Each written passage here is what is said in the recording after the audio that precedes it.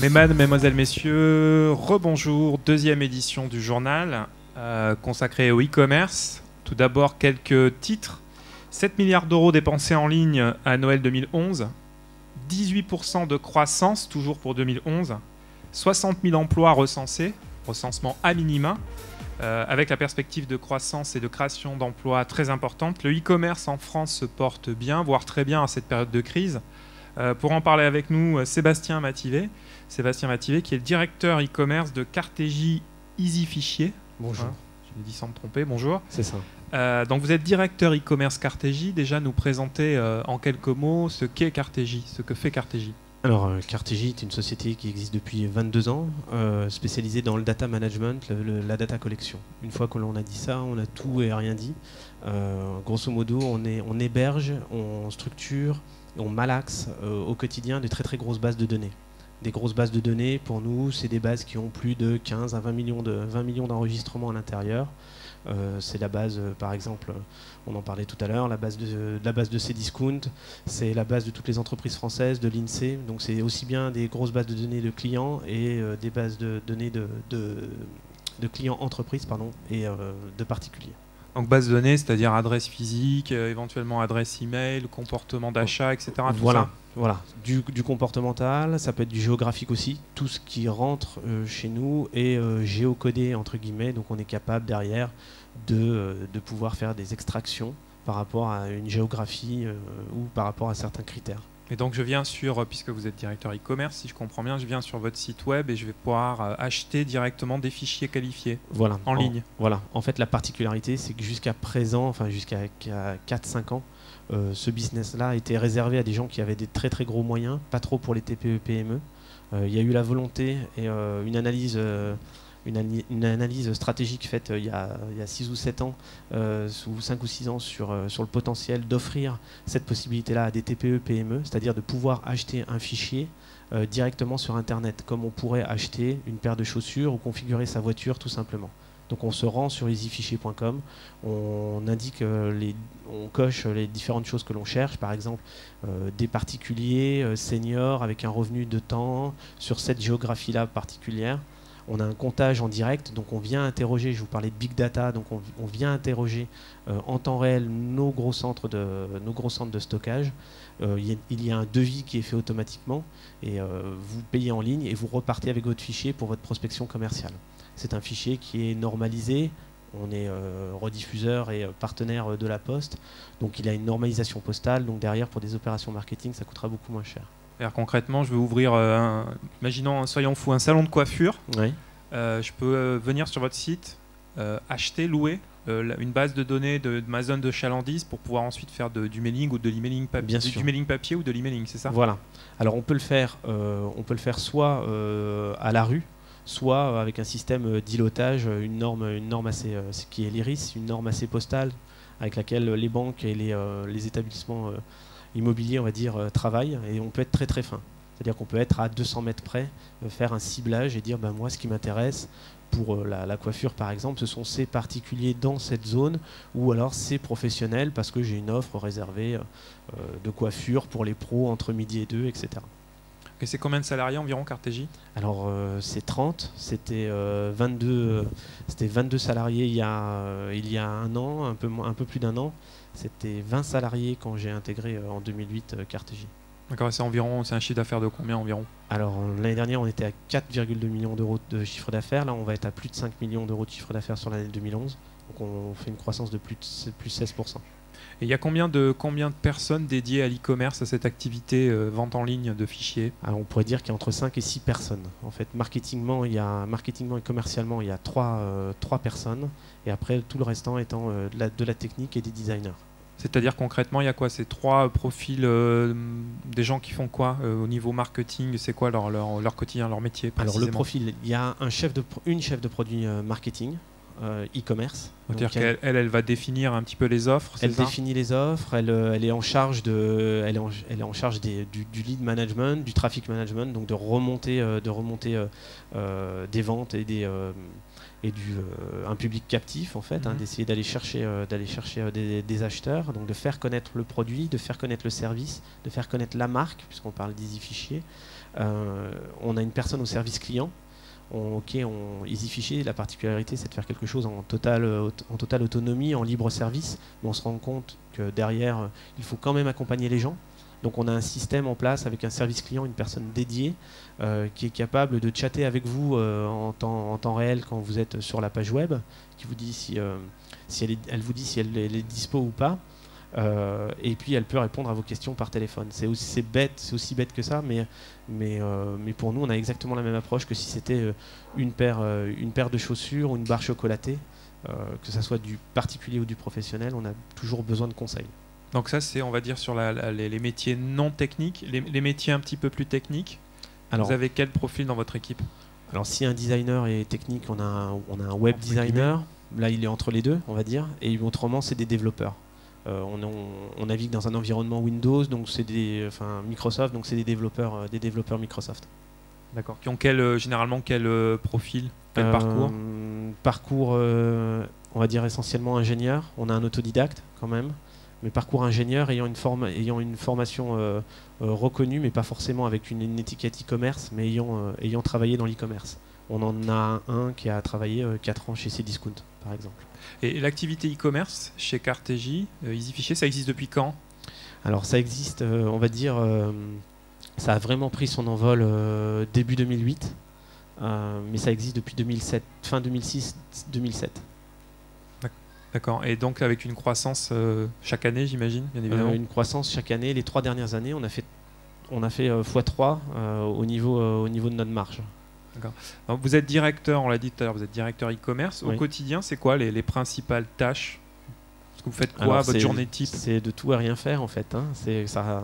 On a beau faire des listes de choses que l'on a à faire à la fin de la journée, bien souvent elles ne sont pas faites. Pour reprendre ce que disait Tony, moi je n'ai pas la chance d'ouvrir mon Mac, donc j'ouvre mon PC le matin. Mais vous chantez aussi bien que lui, je me suis laissé dire. Ouais, je chante et je joue mieux que lui, c'est connu. En fait, c'est déjà de regarder les chiffres de la veille. On a une activité de e-commerçant, donc on est quand même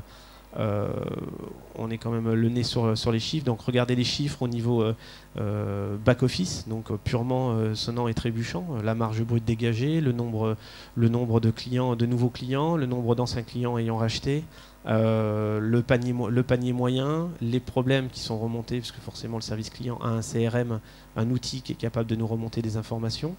À partir de là, généralement, on a quand même 2-3 problèmes, donc on va voir. Et puis la partie statistique, donc là on est plus dans du web analytics, de regarder en fait si nos campagnes ont bien fonctionné, puisqu'on gère des campagnes d'achat de mots-clés, si notre référencement naturel aussi est toujours bien positionné par rapport à nos concurrents. Donc là c'est déjà on va dire une bonne matinée. Et puis après, c'est de travailler à la définition des produits, définition des services et l'amélioration du service. Donc ça veut dire beaucoup de chiffres quand même, une grande partie d'analyse. Voilà, beaucoup de chiffres à malaxer. Le travers de cette société, c'est qu'on est spécialisé en data et que tout est stocké et tout est analysé. Donc on a une grosse culture par rapport aux autres sociétés dans lesquelles j'ai pu évoluer. On a une grosse culture du chiffre, du reporting, de l'analyse et ça se sent. Enfin, c'est une particularité de l'entreprise ou c'est plutôt une particularité de cette activité-là du e-commerce? Je pense que c'est les deux à la fois. Je pense que la particularité de l'e-commerce, si on n'a pas les yeux rivés sur les chiffres et sur le trafic entre guillemets et de savoir ce qui se passe sur le site, on est perdu. À cela, on ajoute une grosse partie analytics qui est, je pense, un peu plus développée au sein de Cartegie. Alors, vous l'avez dit, beaucoup de chiffres. Vous avez été recruté comment? C'était une formation? C'est votre formation de base ou pas du tout? Non. Alors, oui et non, en fait. J'ai un DUT Tech Deco. J'ai une licence et une maîtrise dans un IUP en marketing. Après, j'ai une maîtrise en sciences éco en Espagne. Et j'ai terminé par un DSS en marketing et Internet, un vieux DSS, on ne va pas en parler parce que ça ne rajeunit pas. Mais à la base, oui, c'était plutôt mon support de prédilection. et j'ai commencé mes armes chez Microsoft au lancement de MSN en 97. Et ensuite, c'est quoi votre parcours? Alors le parcours, c'est de rejoindre des sociétés avec des profils assez start-up dans la région, parce que je ne suis pas issu de cette région. Travailler dans le jeu vidéo sur mobile, et puis après chez un e-commerçant en vin.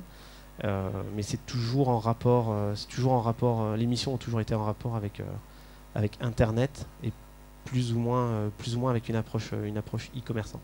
Alors vous avez dit beaucoup de chiffres, c'est quoi l'attrait principal de ce métier pour vous? C'est quoi ce qui vous plaît le plus dans ce que vous faites au quotidien finalement? C'est que rien n'est figé en fait. À l'époque où on parlait de ma formation, à l'époque où on pouvait choisir notre formation, on choisissait soit du offline, donc du DVD, soit du online, donc c'était Internet. C'était au début d'Internet, on avait des modems crépitants qui marchaient pas forcément, et le contenu était pas super.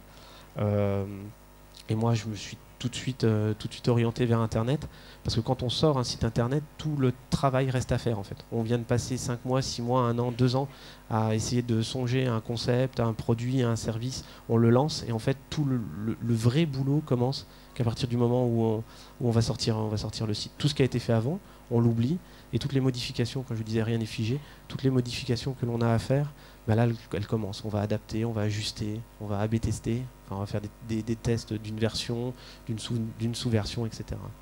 Donc un métier en mouvement, et à contrario, c'est qu'est-ce qui est le moins plaisant dans ce que vous faites? Le moins... Pour rester poli. Ouais, le moins plaisant, ça peut être aussi la partie chiffre, par extension en fait. On peut se perdre dans l'analyse et rester derrière et ne pas prendre d'initiative en fait. Le plus plaisant est que l'on peut tout bouger, le moins plaisant serait qu'on n'ose rien bouger parce que ça fonctionne et parce que ça fait du chiffre derrière. Voilà. Le fait justement que ça bouge tout le temps, c'est aussi une des complexités de ce métier. Comment on fait pour rester entre guillemets à jour? On a des outils de veille. Tout à l'heure, vous posiez la question sur la partie sociale. Moi, par rapport au secteur d'activité dans lequel j'évolue, c'est certain que l'on n'a pas l'intention de créer un buzz marketing sur Facebook. On n'a pas une approche transmédia comme on pourrait l'avoir sur d'autres produits. Mais en tout cas, on a des outils de veille, d'alerte par rapport à notre univers concurrentiel. Et puis on reste ouvert sur tout ce qui se fait ailleurs. Puisque moi, j'ai été recruté pour mettre en place, dans une société qui n'avait pas forcément la compétence e-commerce, de mettre en place les bonnes pratiques e-commerce, qu'elles soient B2B ou B2C, qu'elles soient particuliers ou entreprises. Et quelles sont les qualités principales requises d'après vous pour ce type de métier? Si on devait s'orienter vers ce type de métier, est-ce qu'il y a des qualités particulières ou finalement non? Bon, après, je sais pas, ça serait peut-être assez prétentieux, je sais pas, cool mais pro, parce que j'aime bien, c'est plutôt notre mode de fonctionnement, mon mode de fonctionnement en tout cas, d'être cool mais pro. Voilà. Ce sont des grilles de salaire à peu près sur ces métiers-là, de combien la fourchette en local annuel, entre 300 et 400 000 euros, hein, pas moins. Pas moins, ouais, ça je comprends. Normal. Non. Alors ça dépend. Pour un poste de marketing, on va dire junior, c'est-à-dire sans trop d'expérience. J'entends, allez, on va compter l'année d'expérience, 6 mois ou une année de césure pour des profils école de commerce. On est plutôt aux alentours de 30K euros à l'année. Sur un service client, on est beaucoup moins. Sur un web designer, on est beaucoup moins, sachant que c'est un métier où il y a beaucoup d'offres. Beaucoup de demandes et très peu d'offres. Voilà, par rapport au marché, on parlait des développeurs tout à l'heure. Un ingénieur, développeur, oui, on est pareil qu'au marketing, on est plutôt aux alentours de 30K euros. Et un directeur e-commerce, grosso modo? Ce que je vous disais, le premier chiffre que je vous ai donné. D'accord. Non, c'est quoi, 50, 60 euros à peu près? Voilà, c'est aux alentours. D'accord. Et c'est un marché, vous parlez de marché de l'emploi ici, c'est un marché dynamique sur ces secteurs-là ou c'est plutôt parisiano-parisien? Ouais, c'est plutôt parisien. C'est plutôt un marché parisien de l'emploi. Oui, plutôt parisien. On a des profils assez atypiques qui peuvent intéresser certaines sociétés bordelaises. Maintenant, c'est vrai que le gros du marché, le gros des e-commerçants se situe soit dans le nord, parce que traditionnellement, on a les Trois Suisses, la Redoute, etc. autour de Lille. Soit on est plutôt sur Paris, mais on voit de plus en plus de sociétés issues qui fonctionnent très très bien. Je voyais le site Bien Manger, que vous devez connaître, bienmanger.com, qui a un site d'épicerie fine. On se demandait où ils étaient situés, et je crois qu'ils sont dans le sud de la France. Et donc ils dans la région de l'Aubrac, voilà. C'est-à-dire la plus faible densité de population en France. Voilà, donc ils ont une aura nationale, et ils peuvent se permettre de travailler en régional. C'est aussi la particularité. Il y a d'autres sociétés, il y a une société qui vend du café à Arcachon, qui est basée à Arcachon, qui ne le vend pas forcément qu'à Arcachon. Et la particularité, voilà, encore une fois, c'est que l'on n'a pas besoin d'être sur Paris. Après, il y a certaines facilités, hein, on va pas se le cacher, il y a certaines facilités à être sur Paris. On y va souvent quand on est à Bordeaux. Il y a le salon e-marketing la semaine prochaine, par exemple. Donc voilà, on est amené à s'y rendre, mais c'est un métier où on peut encore travailler en région. Dernière question, si vous aviez un conseil à donner à quelqu'un qui veut s'orienter dans ce métier-là, ce serait lequel? Choix de la formation, faire attention à sa formation Oui, faire attention à sa formation, je pense. Alors moi, au départ, je suis un produit pur et dur où il n'y avait pas de formation e-commerce ou pas de formation e-marketing. Donc moi, j'ai une base très très marketing. J'ai été élevé avec Philippe Kotler et Dalloz, donc les fondamentaux. Après ça, on peut s'en affranchir, mais ce qui est important aujourd'hui, c'est qu'il y a des bonnes formations. Il y en a à Bordeaux, que ça soit au départ, au niveau du DUT. Le DUT SRC est une bonne formation. Et puis être intéressé et être curieux, quoi. Voilà. Surtout être curieux. Parce que moi, je fais ce métier-là principalement par curiosité. Très bien, merci. Il y a évidemment aussi le Digital Campus comme formation, mais c'était une évidence, bien évidemment. Merci beaucoup, Sébastien. Merci. On va, je crois, démarrer les speed dating maintenant, et on se retrouve tout à l'heure où on parlera de publicité online, notamment avec Jean-Marc Dupouille de l'agence St. John's à Bordeaux. Merci.